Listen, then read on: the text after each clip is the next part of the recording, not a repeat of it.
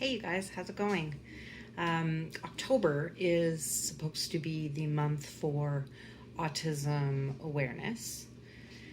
And normally I do a whole bunch of videos, and I haven't. It's just been really busy and I've had a lot going on. But there's one thing that I wanted to talk about that is probably not spoken about too much when it comes to autism.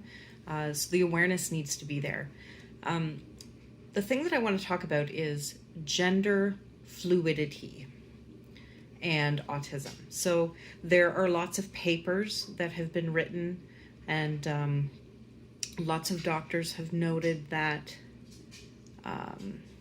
children with autism are way more likely to be gender fluid than neurotypical kids. And I'm not a doctor or anything, and I've thought about it a whole bunch. And the closest I can sort of figure out to it when I speak to Carter about what his personal preferences are for clothing, for toys, for things like that, is that he understands and follows some very basic societal rules. And he doesn't understand why there should be a differentiation. So for instance, sometimes he likes to dress up and clonk around the house in high heels. And so he understands that people wear shoes. So what does it matter what shoes they are?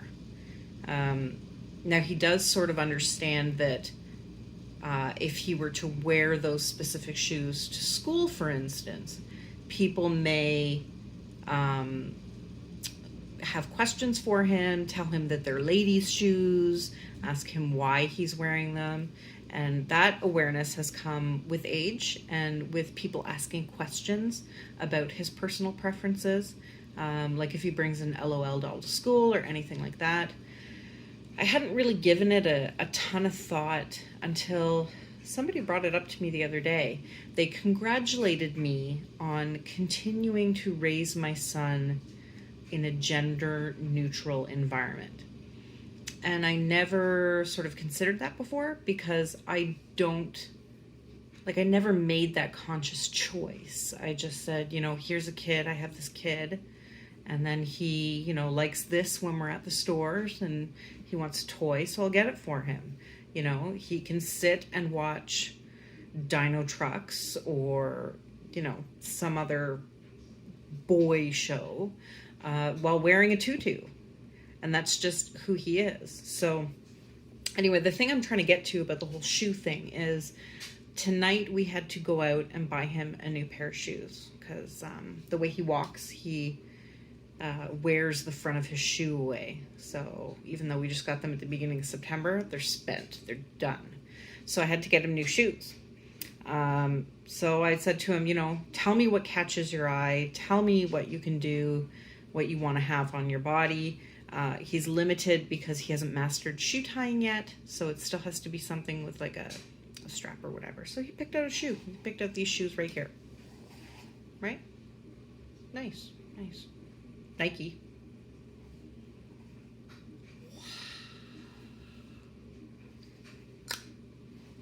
Pink, purple, and blue. Now I have to say that it was not clear to me while I was shopping in the section that we were in whether or not the store had sort of made this into a girl area or a boy area. It was pretty ambiguous, which is great because it allowed him to make a choice without thinking, oh, I'm in the girls section, I shouldn't choose that. We talked a lot about the shoe, first and foremost because shoes are expensive. And I didn't want to spend the money if he was going to get teased and come home and never wear them again. I wasn't doing that. So I said to him, listen, we have to be really careful here because if you go to school and wear these shoes and, some kids question why you have pink, I said, I don't want you to feel embarrassed and then come home. And I swear to you, he looked at me like I had two heads. And he said, Mom, I don't care what other people think. These are my shoes. I like these shoes. And besides, more boys are wearing pink nowadays anyway.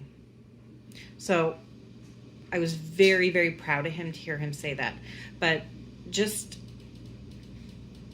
it goes to show you that other than like communication and other sort of hang-ups that people would associate with autism,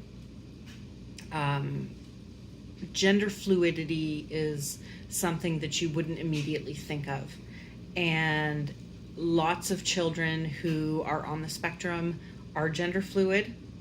And again, maybe it's just because, like I said, they understand a very basic set of rules and figure they're playing within them. So why would it be for a boy or a girl? It's a shoe.